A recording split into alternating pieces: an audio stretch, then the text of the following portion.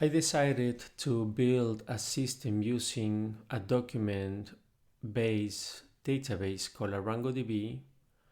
I also used Svelte and PHP to create a complete user management system. I'm going to give you a demo of it. As you can see here, I already have some users. If I want to delete a user, let's just take for example Peter Peterson. I can click on delete and I can also undo if I regret the deletion. Well, it took me a little bit too long to undo the deletion, so I will try it now with Sophie Nielsen. I can undo and it's not deleted. The system gives me 3 seconds in order to regret the deletion. So I can do this and regret. I can also add a new name to it. I'm going to add my name to this system and my last name. When I press the enter key or when I click on the save button, my name will be saved. I will just press enter for now. My name now has been saved. As you can see, the cursor stays there, so I can add a new user to the system. If I want to make a change, for example, to my name, I can just go ahead and make a change. I will add the letter S to it, and you can see how the floppy will automatically show the user that the name has been saved. If I undo the change, the floppy will tell me that the name has been changed. Now, this system is really smart because if I only change the name, the last name, which has not been changed, will not be passed to the server because there is no need to record that last name because it did not change. On the other hand, if I change the last name, let's say by adding the letter S, now the last name has been passed to the server, but not the name because the name did not change. You can also save this manually. So if I make a change to the last name by deleting the letter S, I can go ahead and click on the floppy right away and the change will be saved. The system is also smart because if I make a change in between 3 seconds to the last name, let's say that I add the letter X and delete it again, you can see that that was not really saved in the server because there was no change during those 3 seconds. So actually, the system allows the user to regret the updating of the name or last name in between those 3 seconds. I can do that and delete it again. That was not passed to the server because the name stayed, actually the last name stayed as it was. I'm going to show you how I build this step by step. I'm not going to code it live with you, but I'm going to share the code and explain the code so you can follow this tutorial along. I hope you like it, and I also hope that you're going to subscribe, give me a like, and I hope that you're going to put some comments and probably help me improving the quality of the code.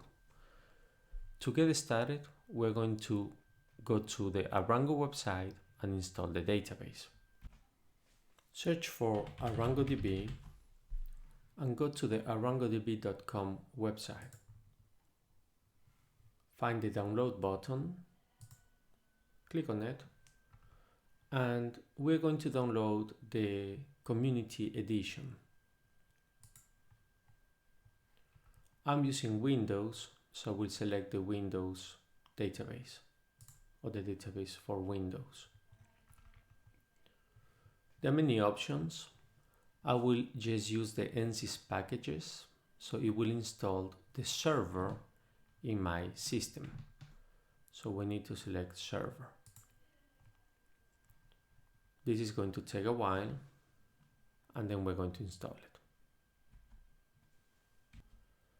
Once it is downloaded, go to the download folders and go ahead and double click so the installation process will start. You will get a window that you have to just allow the system to start running.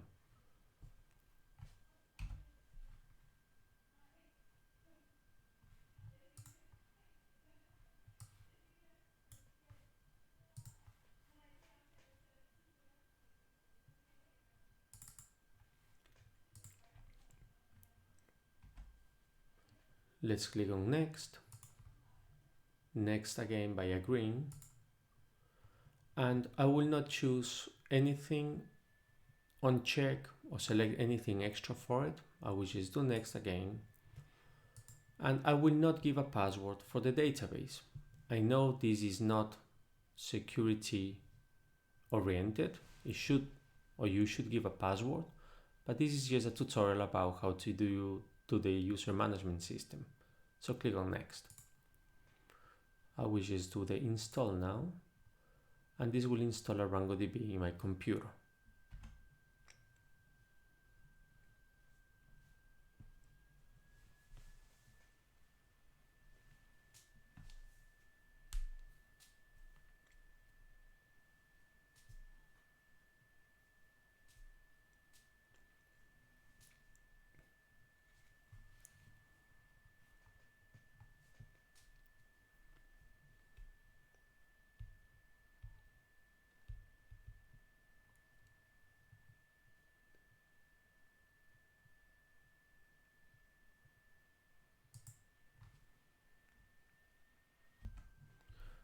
Now the last part of the installation process will be actually to go ahead and launch a RangoDB by clicking on finish.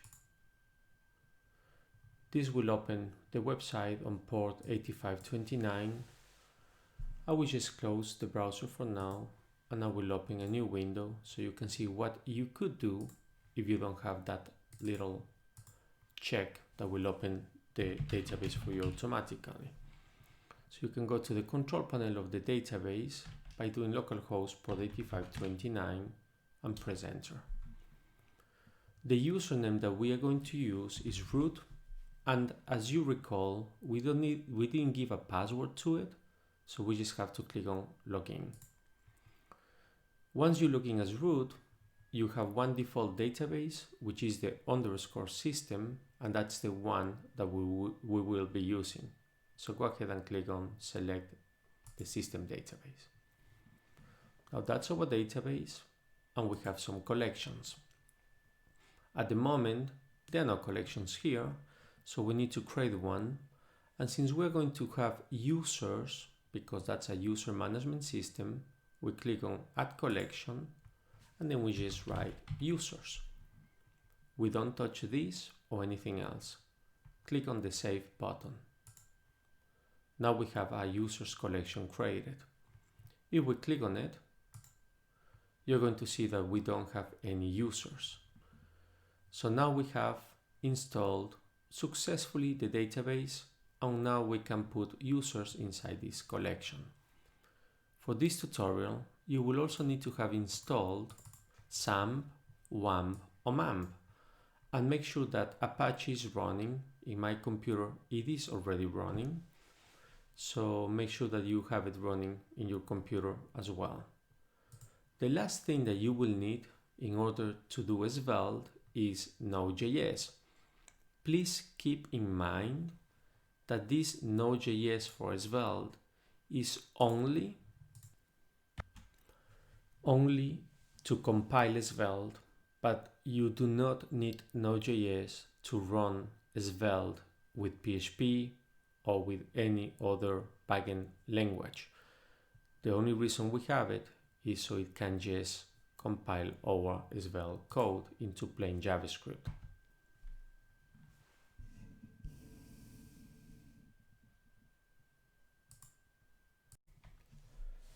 We need to get the drivers in order to be able to use a RangoDB with PHP. We're not going to tweak or change anything in the Apache server. That is the beauty of it, but we still need some files from our RangoDB. Go to the RangoDB website, rangodb.com, and now we're going to go to docs. We're going to select the drivers docs, and we are going to choose the RangoDB PHP drivers. Click on Getting Started, that's the link, and you will find a link to GitHub, which is this one there. This contains the files that we will need. copy that link and paste it in a new tab. So this will take us to the repository that we need. I think I spotted the exact same link, a RangoDB PHP Git, just on this page. I think that could work. I haven't checked it, but I always go for the starting page and select what I just showed you. Now that you have been in the page, go ahead and download the zip file, which will contain all the files that we will need to connect to our RangoDB. I'm going to display this in the folder, and this is what I ended up with. This RangoDB PHP devel. Let's extract it.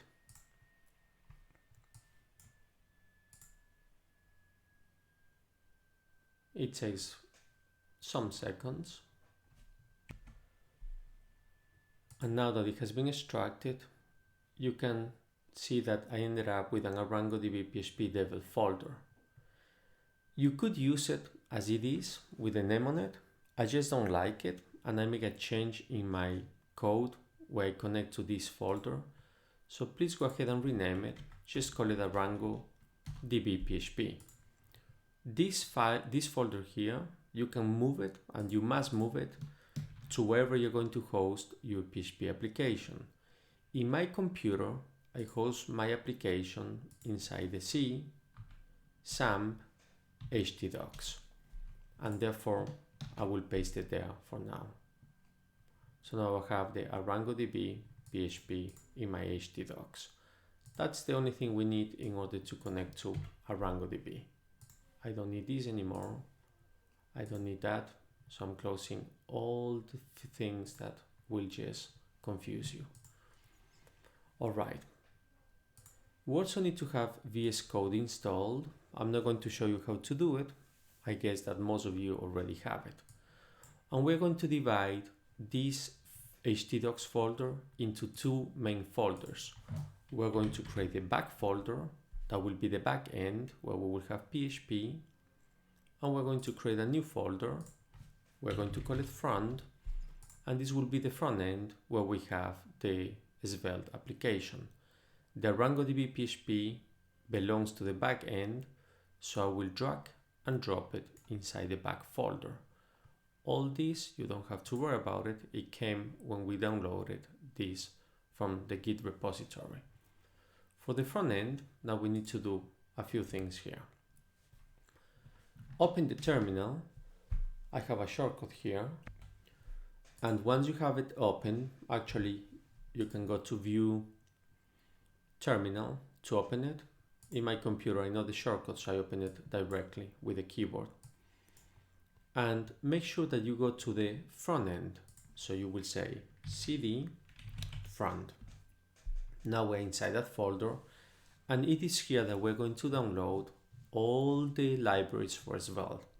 So we do an npx digit svelte.js, remember the JS, / template. And we're going to do a dot, and that means that we want to download all the Svelte code to this specific folder. We press enter, and it is going to take all the code and put it inside the front folder. So the front is everything for Svelte. Now we're going to install it. So we say npm install, and now it's the installation process taking place. It takes a few seconds. And once we have done that, the last thing we need to do is we just have to do npm run dev. Once you do that, you're going to get a website running on port 5000. I'm going to go ahead and open the browser, and I will point to localhost port 5000. This is what I get out from the Svelte repository that I installed. I'm going to just drag this here, and if you had two screens, you could put this in the second screen. I will just put it right there. I don't need the terminal anymore, so I'm going to just close it. Still, the npm run dev is running in the background. I just close the terminal. And now we're going to go ahead and point to my repository, the GitHub repository that I created. And let me just close that. And we're going to start copying some files and replacing them. So the first thing we need to do is we need to take the app.svelte. This is the entry file for the Svelte application. I'm just going to copy the code that I have here. I know that I could download it. I just copy that. And I'm going to move back to the VS Code application, and I'm going to go to the SRC folder, and in this app.svelte I'm going to select everything, delete it, and I'm going to replace it with what I just copied from the Git repository. As we go along, I'm going to explain one line at a time what the code is doing. This line here says that we're going to go to the users folder, and we're going to go and use the users form.svelte.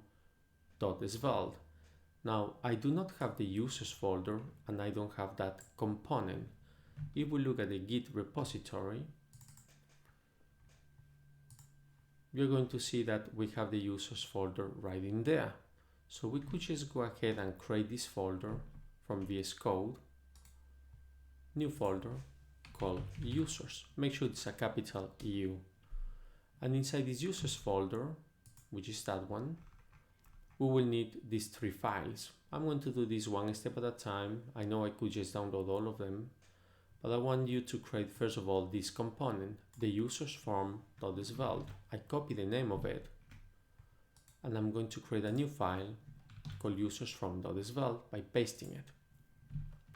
I also need a user.svelte, copy this name, create a new file, and paste the name of it. And I need the users.js, copy, new file, and paste it. Let's concentrate now on the users form. I'm going to expand the code. I'm going to copy all of it. Copy it. And I'm going to put that code inside the users form.svelte. Paste it. And as you can see, I also have the styling of it. The only thing I'm not going to talk about is the styling in this video, because that's beyond what I want to demonstrate. I will save the users form, I will save the app.svelte, and now that you can see that I'm using the users from, which is that variable in the app.svelte, that means that this will talk to that component, to the users from component. Inside the users form component, I am using this variable called AJUsers, which actually comes from this users.js file. This file doesn't have any code, so we need to copy and paste the code to that file. The users.js is just a very, very small file. It just has these 2 lines of code. Copy and paste it. These lines are doing the following.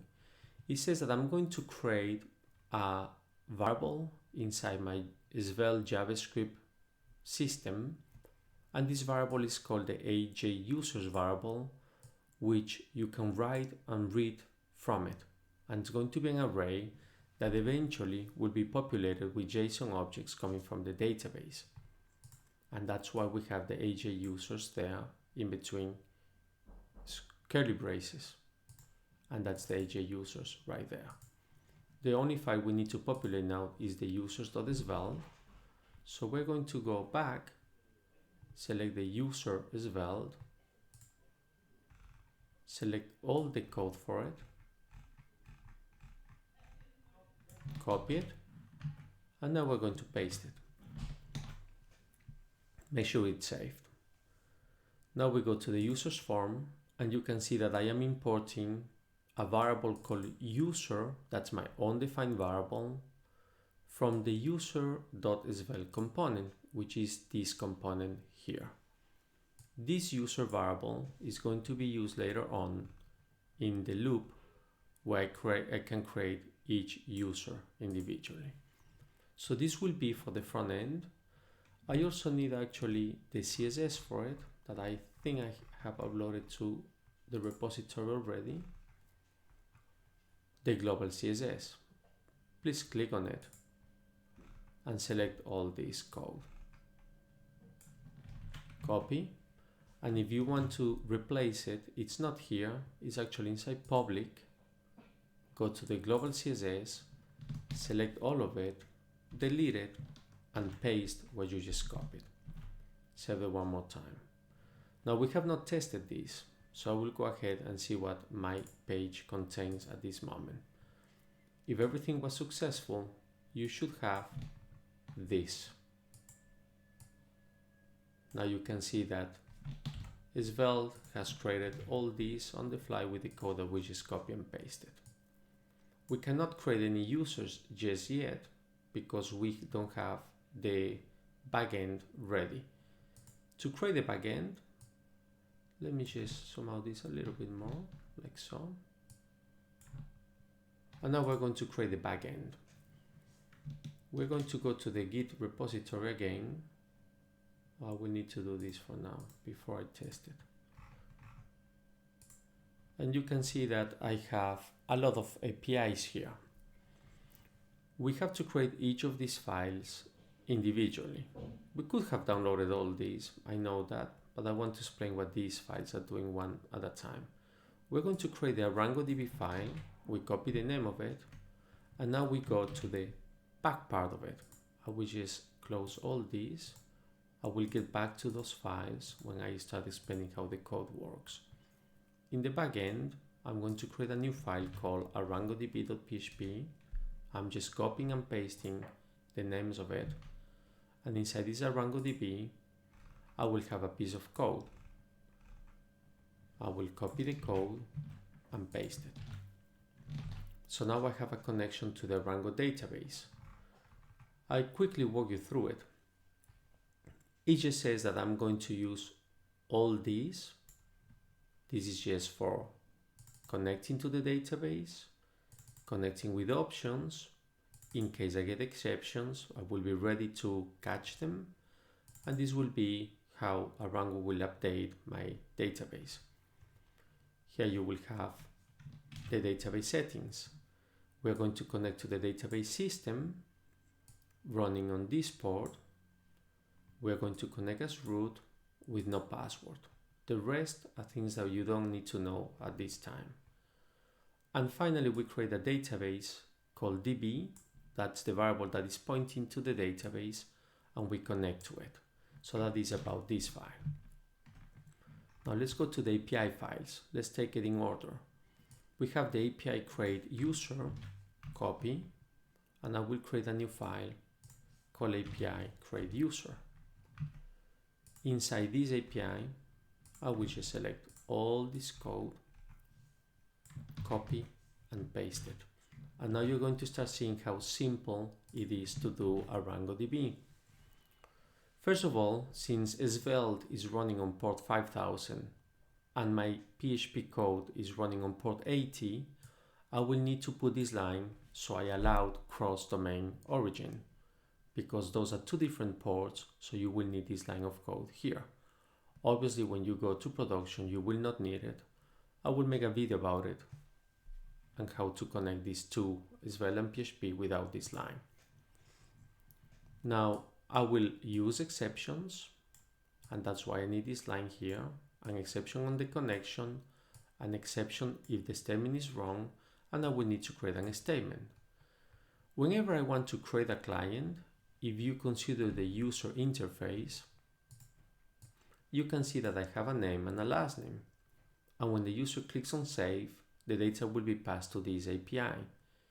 The API just creates the name and the last name in the user. And then we run a Arango statement. It says insert the user, that's just a placeholder for security, in the collection called users, and if that is successful, we are going to return new, and this new is the newly created user. Now we're going to sanitize and make the system secure. We have to write bind vars, and in here we have an associative array.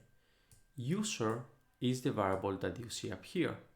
You do not need to put the @ sign, because the @ sign just means that's a placeholder. And the variable user itself is the user that we created up here with the name and the last name. Then we're going to execute the command and we're going to get the data out. The data that we get out in this data is the newly created user. Once we have the newly created user, our RangoDB is document based, so everything is JSON based. We say that the application is going to respond with JSON and we will pass the array with the JSON newly created user. If something goes wrong, we will get to the catch. That's the only thing you need to do in order to create a user. Let's save it. Now we're going to go to the next API, delete user. I will copy this name and I'm going to create a new file. In the backend, new file, API delete user. I will copy the code for this API as well. I guess that most of you that are doing this much faster, you have just downloaded the whole application and moved the files around. So this is the delete user. As you can see, the same thing happens here. PHP is running on port 80. My Svelte application for now in port 5000. So I need this line to allow the Svelte application to talk to my PHP application. When I say the Svelte application, I just mean the front-end JavaScript, because Svelte is compiled to JavaScript. Now I'm going to require the RangoDB file, which is this file, and this file contains the connection to the database. I'm going to create a statement in which I say that I connect to the database. That's the first argument. The same thing happened in the other file, in the create user. And then I'm going to create a query. The query is really simple. It says remove the placeholder user in users. That's the collection called users. Now I'm going to sanitize it. I'm going to bind vars. This user placeholder is declared there. We do not need the @ sign because that just means placeholder. And the ID of the user will be the key that I'm going to pass from post. You will see how I pass that when I go to the front end. Then I'm going to execute the query. And actually this data doesn't do anything. It's just there so you know that you could get all and you can analyze it yourself. It just deletes the user by running this command. Save it. Let's go to the next part of the API. I created this get from to user API. Let me just copy this. And I'm going to create a new file in the backend called get from to user. Let's select the code as well.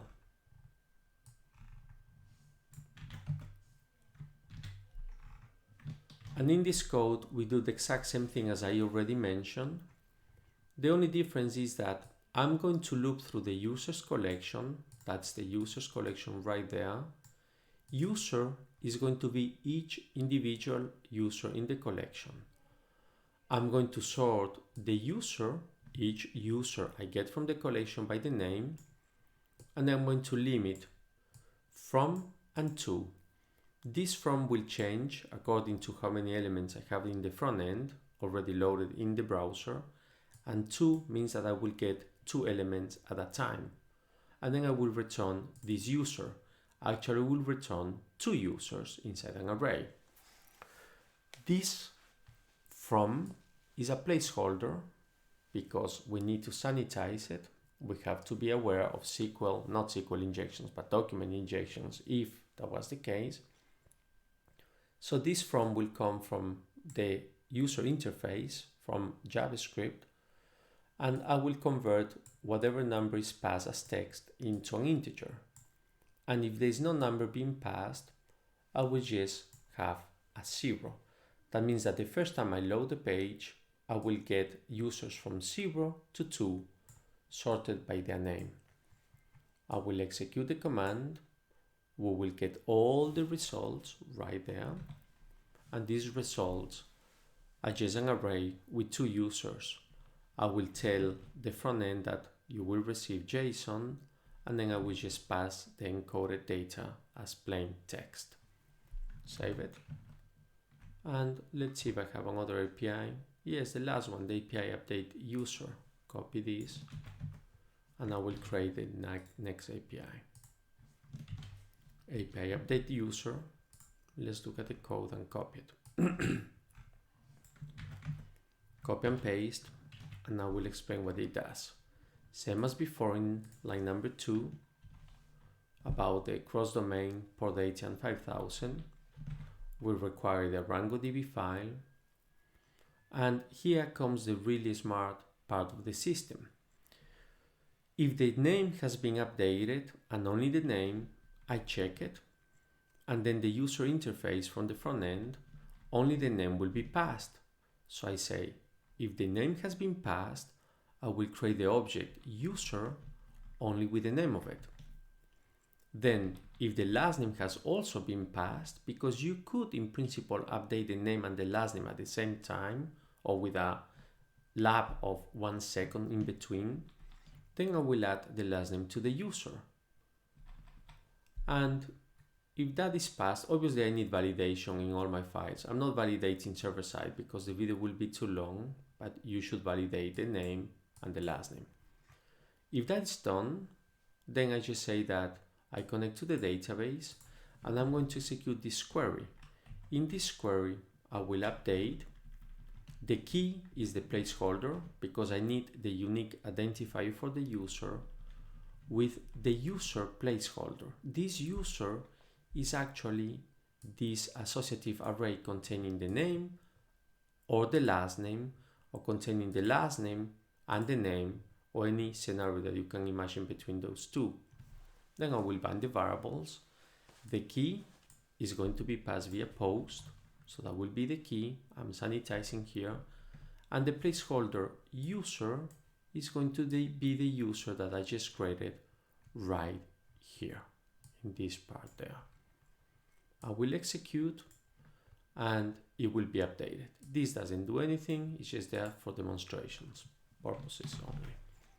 I save it, and let's see if we can test it. I'm going to go to the website,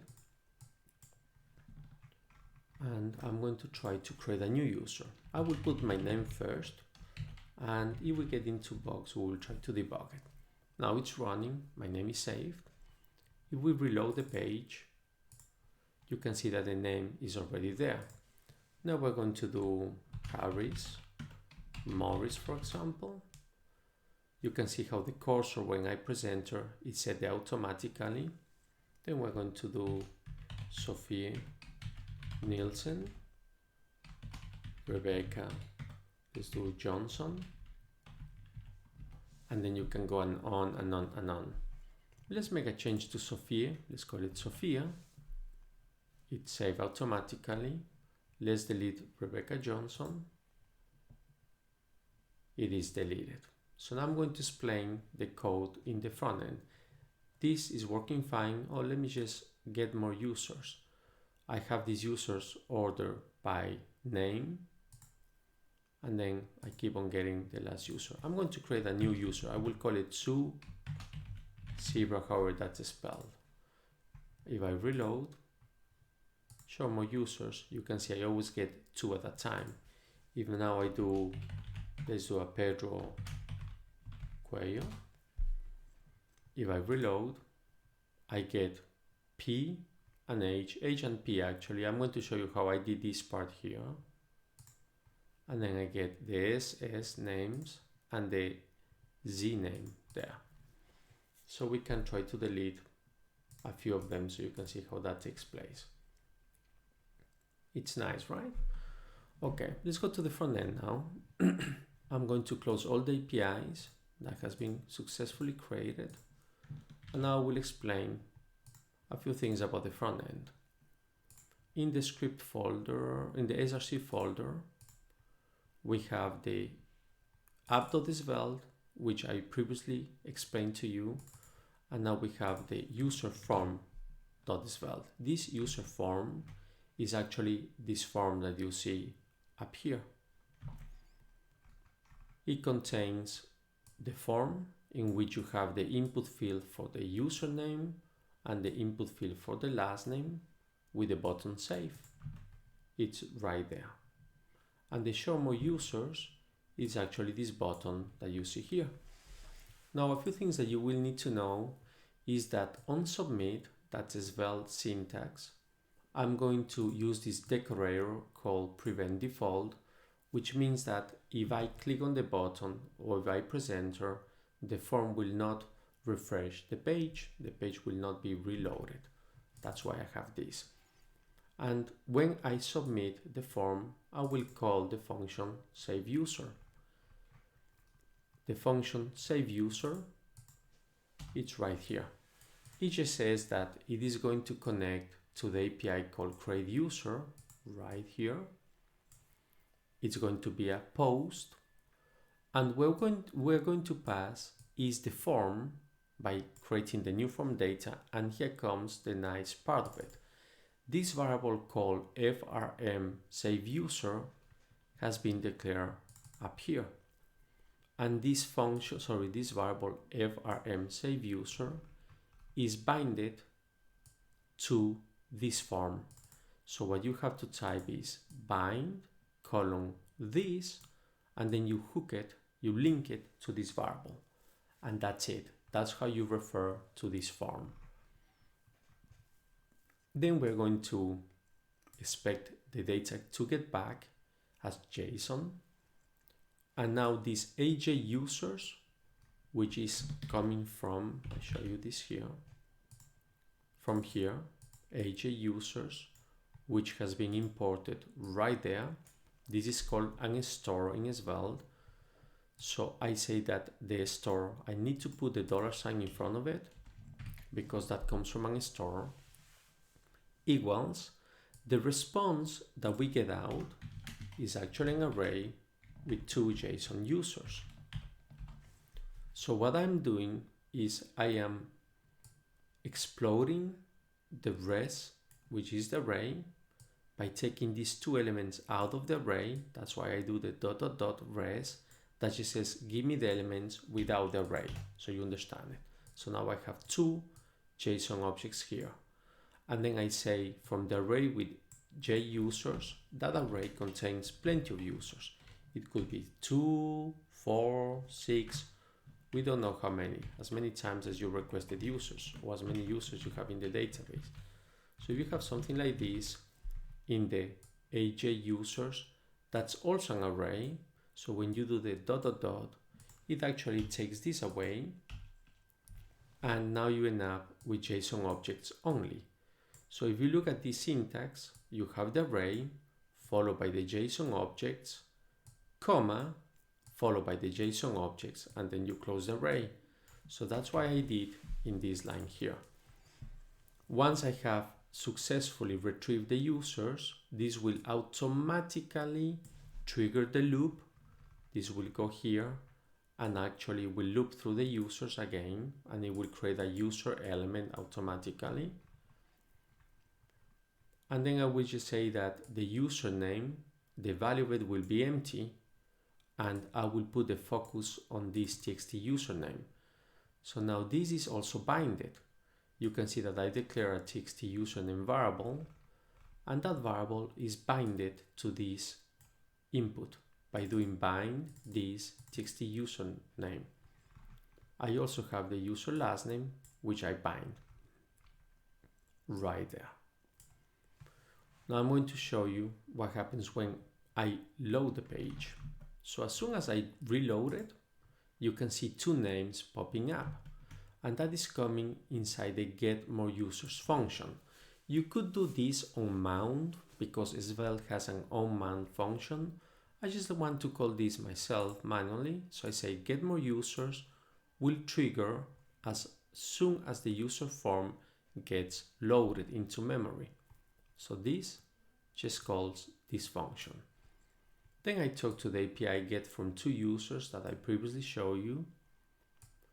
I wait for the connection to happen.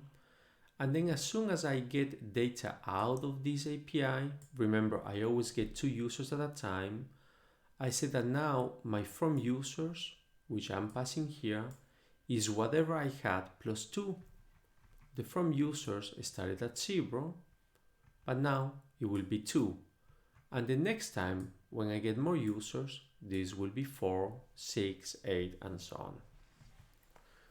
This was a little bit difficult to build because I was having a duplicated key. So what I do is I loop through all my existing users in memory. Then I loop through all the users that I just fetched from this API. And then I check if the users from memory by the key is already in the API, because you could get into the scenario that you add a user and then you want to fetch the same user again, so the key will be duplicated. So if that is the case, if the key is duplicated, I just delete that user from the response, so I don't use it at all. I ignore it. And this last part here just says that once I fetch the data from the API, I am going to reverse the order of the users. I want to show you what happens if you do not reverse it. If you just do that, you can see I got SP, but if I do reverse, I get PS. And it's important to reverse it because you want in alphabetical order, the A to be here, B, C, D, and so on. So that's why I'm reversing this. I could have reversed this probably in the API when I connected to the database, but I did it here. So that's the user's form. Now let's check the user Svelte. Fairly complex. I'm not going to walk you through all this, but you can try to understand the code. Again, I import the store and I use this nice Svelte transition, which is the fade. What this does is the following. If I want to create a new user, let's say that I put my Turbic. You see how it appeared nicely there, and if I delete it, it has that nice fade effect. So that's why I'm using fade. And when I show it or when I delete it, that's a user. So it happens right here. You can see that I just said transition fade, and this does the job for me. I don't need to do anything but just that. So in this user, I bind this, that means the form. The form is binded to the form user variable, ever_m user. When the form is submitted, it will not refresh, it will not reload the page, but it will call the save user function. Auto completion is off, so I don't get suggestions when I type something in the fields, in the input fields. Now the input field right here, when it's loaded, it will have the user key as the key of it.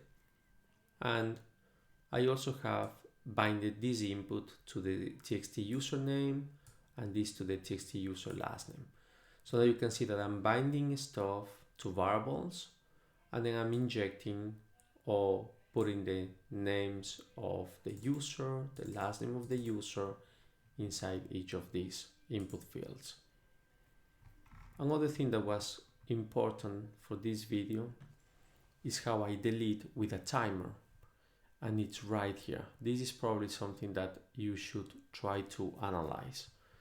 If I say timer delete user, which is this variable there, as soon as the user has clicked on the delete button, this function will be triggered, this one here.